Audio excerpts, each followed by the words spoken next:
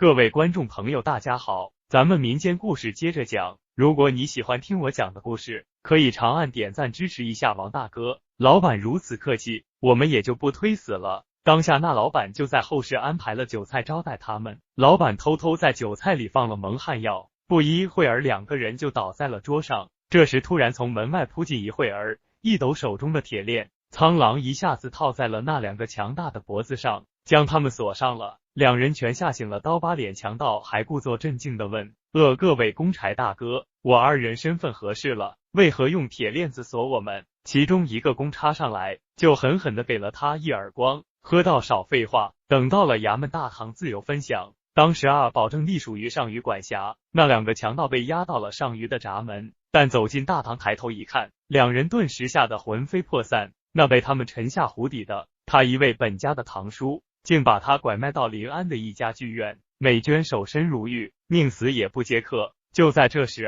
有个叫程勇的老头子把他从剧院里赎了出来，将他收做了义女，并请人教他琴棋书画、弹唱歌舞。美君原以为从此逃离了虎口，谁知又跳进了狼窝。原来那曾庸是临安县有名的一个地痞流氓，嗜酒如命。早年间他父亲曾在一位西域商人的做事，从西域人那儿得到了一颗化酒丹，子丹为黄色黄豆般大小，无论是水，只要含了子丹，喝多少酒都不会醉。更为神奇的是，酒后将子弹取出，放在锅中兑上水，用文火一煮，那锅水就会变成单纯可口的美酒。那程用的了子弹后，自然不愁没酒喝。后来他又突发奇想，想凭借子弹发上一笔横财，于是4号酒王和别人赌酒，为了招揽打赌的人，他就拿着美娟来做诱饵，对外放出风说，这世上有谁能用酒把他灌醉，他情愿将义女送给这个人做老婆。为证实自己不会食言，还请了官府出面来做公证。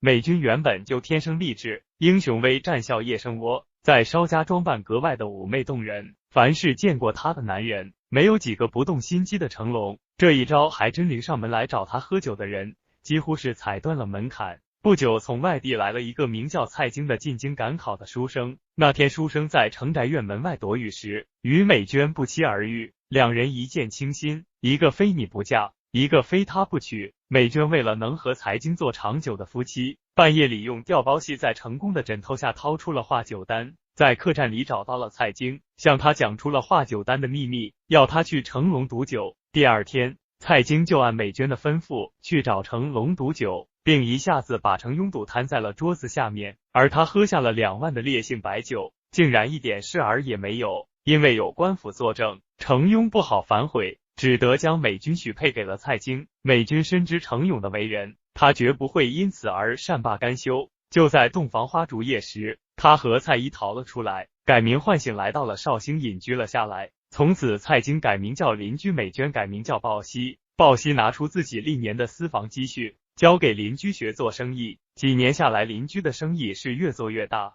竟然成了当地小有名气的商人。谁知好景不长，邻居竟暴病离开了人世。鲍熙面对那2个杀人不眨眼的强盗心生一计，他故意装出害怕的样子，求他们用酒把他灌醉。他事先偷偷含上了那粒化酒丹，2个强盗哪想到会中计，更想不到他原本是湖边长大的人，水性极好，而且他这次出门为了防身，身上暗藏了一把刀子。当2个强盗把他推入水中之后，他在湖底就用刀子割破了席子，潜到了岸边。鲍熙知道那2个强盗次日一定会到侧谷镇的葛记钱庄取钱，便连夜赶到那儿，说明了事情的经过，叫葛记钱庄的老板想办法拖住前来取钱的2个强盗。随后他又急奔到剩余的衙门前去告状。鲍熙把事情的来龙去脉全说了出来，随后他摘掉了假胡须、假辫子，脱去了男儿装，恢复了本来的女儿面目，真相大白。刀疤脸强盗像泥塑木雕似的幻想，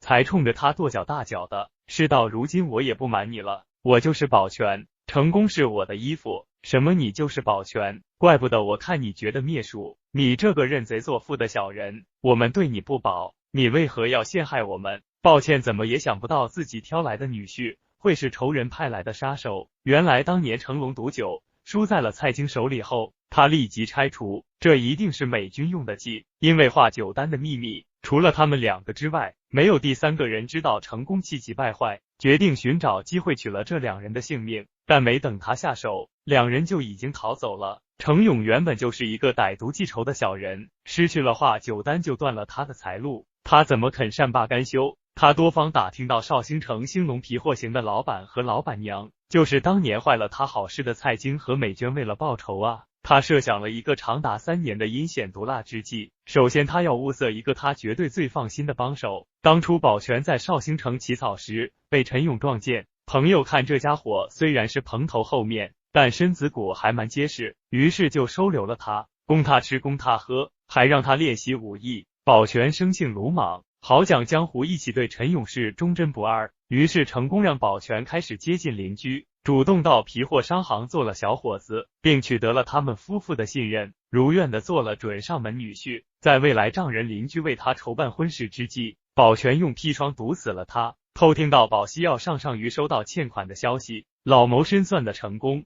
就让宝全和自己的女儿装扮成强盗，司机坐在叫鲍熙追回那颗华九丹。宝全为是鲍熙不认出自己，还不惜毁容换脸，但成功无论如何也料想不到他当初得到华九丹时，原指望着凭借这颗珠子发上一笔横财，到头来却还是栽在了这个华九丹上。不久，官府顺藤摸瓜逮到了幕后的策划者成功，并将这3个狗男女押往刑场斩首。各位观众朋友大家好，咱们民间故事接着讲。如果你喜欢听我讲的故事，可以长按点赞支持一下。今天给大家讲一个咳嗽声。大学时期我一直对灵异事件非常的感兴趣，所以呢，我也看了很多的鬼故事，无论是长篇大论的还是那种短篇的吓人的，我全都卡。可能是常在河边走，哪有不湿鞋的原理了。所以就在我还在校的期间，发生了一件让我没办法理解的事情。我的大学坐落在一个小城市里，虽然建校历史比较悠久的，可能是应该是这个原因吧。所以呢，学校里面基础设施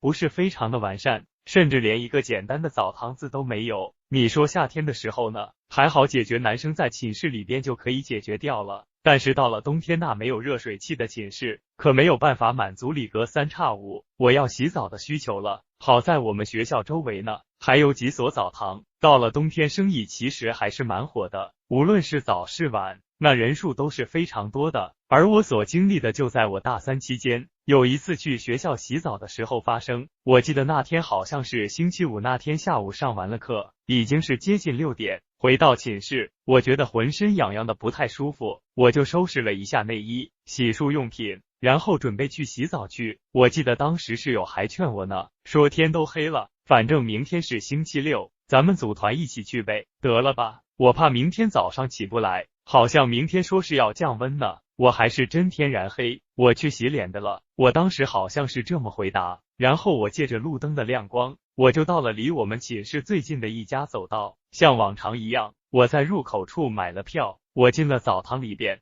堂里边有很多的小床铺，我记得那天堂内好像还没有几个人，只有几张床上面放着衣服。我当时还想着呢，今儿个人这么少，我就快速的脱了这光，钻到了澡堂里。那里边的澡堂其实就是一个大厅，有一个专门泡澡的大池子，还有一些个淋浴的喷头。当时那里边呢，确实还有几个老大爷在泡澡呢，还有一个跟我一样的学生模样的男生，我记得好像是在学校里面碰过面，所以我有点意见。考虑到的水池子，那水被人泡了1天了，而且现在洗澡的人又不多，所以我就直接淋浴。我准备慢慢的洗，不过等到我洗完了头发的时候，我才发现刚才的那几位大爷还有那个男生都已经离开了。好在现在还能够听见他们在澡堂子隔壁的时候说话的声音，因为那堂里边有暖气，他们估计是等身上的水干了再走吧。我就这么想着，一个人在这空旷的澡堂里边感受着那个喷头热水冲在身上的那种温暖，非常奇。再加上明天是周六，我今天晚上好好的洗个澡，明天我可以回去好好的睡一觉。想着我这心情也跟着就好了去。可是突然之间，我就感觉到了后背上有一丝的凉意。等我转过头去，我看着那个还冒着热气的水池子，隐隐约好像有一个上半身的轮廓，好像还泡在池子里面。但是那种朦胧不清楚的感觉让我感觉到时时的恐怖。我赶紧的把头转了过来，简单的涂了一些沐浴露，冲干了，便立刻从澡堂子里边走了出来。我还安慰着自己说看错了。当时我走出来才发现，那天里边只剩下了一个老大爷。我看着那内镜里边的白炽灯，散发着那种温暖的光，还有那正在穿衣服的老大爷，我突然之间有那一种莫名其妙的安全。但是我想了一想，可能不会再有人来了吧，也许一会儿的老板就该关门了，我也就没有犹豫，赶紧的穿衣服准备离开了。而就在这个时候，那个老大爷也拿起了一个小袋子准备离开，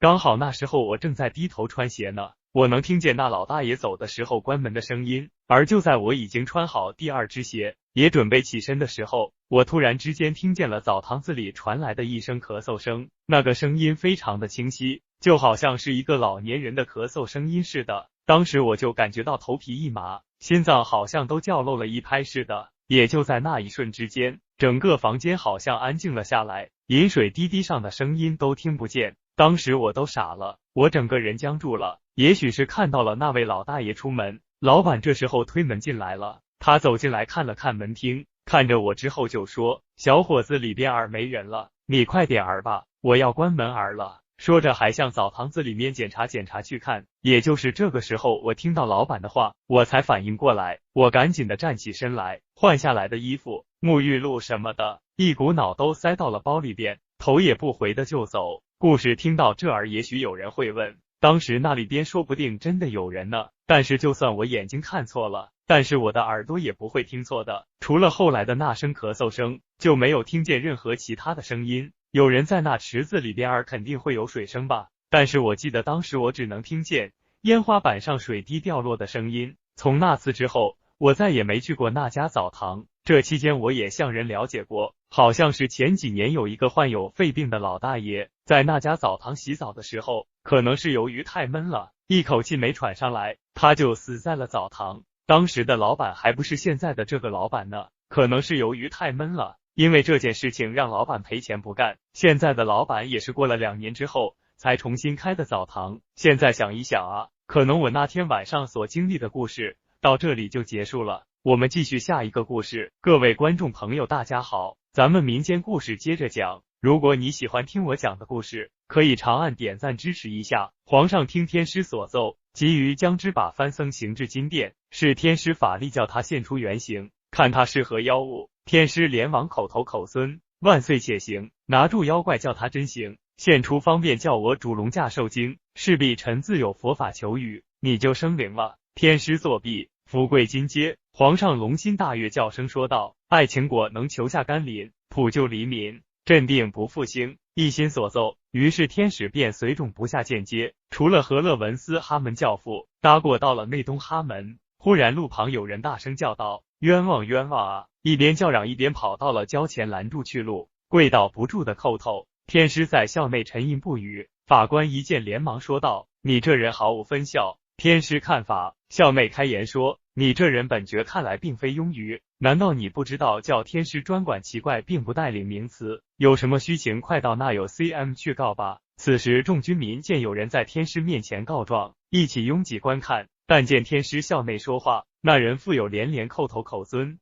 真人在上晚生自有读书，事物不明，暴犯法家应该万死，无奈其中实出不得已，只得冒昧前来拦真人发交，口求天师老爷救命啊！天师听得人口称晚生之事，如门之士连忙说道：你既是文人，不必下跪，你且站起来慢慢说一说，你的冤枉本角看究竟是如何。那人听天师直言，连忙口寸：真人呐，晚上到的是城西河内的猪笼，先有承诺在此，还想天师过目啊。这人结果竹子看了一遍，只见上面写道：继承人甘中元，祖居顺天府昌平州，庚子科举人，为朱荣4横良田变成泽国氏妾身，有祖义良田树青坐落在卢沟桥混河上，稍距西岸5里，满门祭祀一时不易。9年前，湖北蛟龙罢居晋城水族之窟，嗷嗷待哺，及至9死1生，因此忧民结怨，寒冷数年，苍天呼地，沉冤莫诉。新闻真人法下斗争，貌似放毒，苟肯开天地之恩师无穷法力，必扼住劣迹，沧海仍复良田，则生何家君王再造之恩，万代贤节不忘上诉。天师看罢成子，沉吟多会儿，叫声说道：贤妻不必伤心，本爵既借了你的城词自有道理，你今日暂且回去吧，明日不出红日速来闭关，本爵自然将你这段事判个水落石出。甘中原闻听天师之言，心中暗自欢喜，慌忙与天师跪倒往上叩头说道：多谢真人天安。天师在校内连忙命人相搀说道：贤弃景气吧，不必多礼。甘东原只得平身站骑告辞而去。天师即知冠中现在单方静坐，吩咐法官收拾上坛法物，已被随驾潜伏翻身。法官应声而去不了，只见守门军役前来跪倒。骑兵说道：真人昨日告朱龙的人求见。天师听罢，吩咐法官到关门守，应该拒人进来。法官答应而去。不多时，同甘局人来自丹房。甘中原见真人，身打一躬，将要屈膝下跪。天师连忙拦住，吩咐叫人看座。心碎不敢怠慢，就站在榜首设座。天师说道：贤弃，如今贤弃这一段冤屈，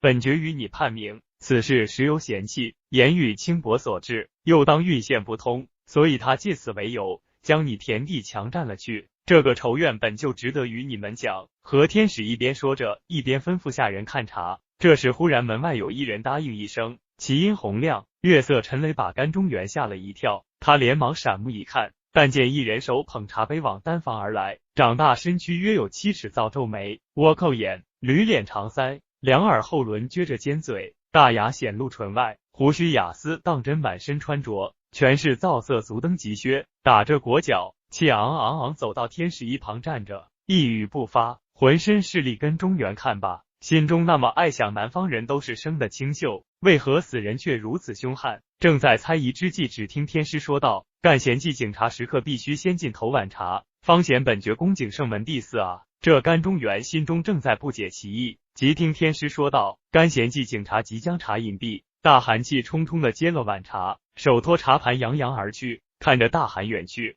天师说道：刚才送茶大喊如果认识此人否？甘中原立刻回答说不认识。天师饮了一口茶说道：这便是你的对头，混合朱荣，本角将他拘到一折，判断此案不能单听一面之词，二者使他献茶与荣作为赔礼。贤妻子言语需要谨慎，不可再回报龙王了。本角看你应该是三消难满，目前虽然是遭困，将来自有升腾之日，与本角同为一殿之臣，居家分娩，修得为善。你的田地后明日开河之日自有分晓，绝不能短少。但是毕竟河岸更需敬重，河伯龙神果然潜心供奉，自此家门清泰，闭目丰收，非是强派如是进龙神。本爵与你既然判断成此，总要公平正直为是，仙气需要牢记啊。甘中原听令站起告辞，真人送出关门。真人见甘中原已远去，便将法官叫到丹房问道：而江雨坛应用法物可齐备了吗？法官回答说已经齐备。于是真人便一回手取出了5道灵符，便要擒拿那位搅动风云的水中妖物。各位观众朋友大家好，咱们民间故事接着讲。如果你喜欢听我讲的故事，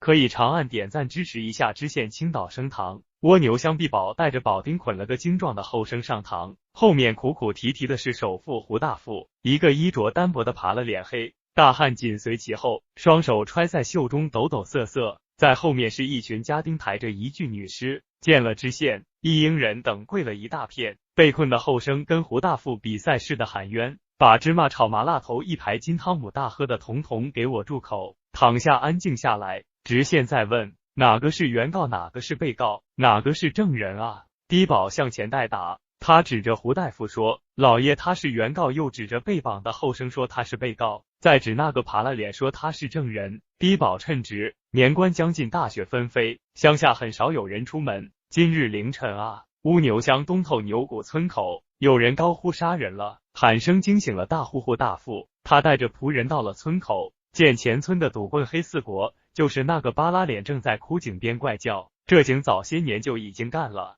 井深有10来丈，看不清底下，见似黑骨鬼。叫鬼叫的胡大夫就大喊一声是黑国，你鬼吼个啥呀？似黑国说井中有人行凶。胡大夫忙让仆人放下绳索下去查看，结果从井里救起来一个年轻后生和一具僵硬的尸体，一看尸体竟是自己的女儿小玉。小玉衣衫被人撕碎，全身冰冷，断气多时，模样像是先奸后杀。胡大夫近的女儿昨夜还在修楼，怎么今早就死在了枯井里呢？回家搜查女儿的房间里头是整整齐齐，只不见了纹银50两和金银首饰，一包收纳后生的包裹，发现了纹银50两，将来是他勾引小玉导演，建设起新建材起意谋害小玉，见女儿死得凌如凄惨，不待夫气的发抖，喝令嘉宾将这人打的半死，交给地保押到衙门，并在四黑谷上堂作证，请县太爷严惩歹徒。知县询问证人，四黑果说昨晚在赌场输个精光，回家走到村口，听古井里有人呼救，急忙到井边一看，里头一男一女，一人大喊救命，一人僵硬不动。知县再问被告，后生说他是个卖唱的艺人，走江湖3年挣银50两，今年他想着赶回家过年，走到一个村口时因天黑路滑，不小心就掉进了枯井，砸这个软绵绵的东西，一摸呀，是一具冰冷冷的尸体。后生吓的是3魂7魄掉落，在井中大喊救命，半天也喊不到人，凌晨时嗓子都快喊哑了，才来了一个人，那人到井边便高喊杀人了。村里人出来把后生拉了起来，又捞起尸体，糊里糊涂中后生被一顿猛揍，头晕脑胀的被困到了县衙。三方陈述完毕，知县细推详问，原告被告都喊冤枉，胡大富要老爷做主，将凶手绳之以法，为他女儿报仇。后生一口咬定他失足落井，女尸早在井中求老爷查明原情。知县沉吟半晌，